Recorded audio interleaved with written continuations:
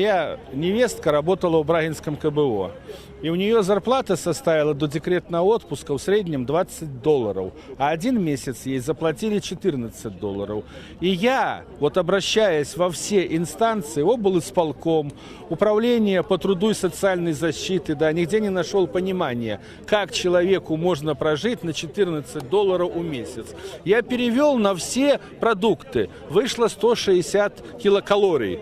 На эти калории прожить нельзя. В Варшавском гетто, фашисты, чтобы обрести на гибель евреев, давало 180 килокалорий.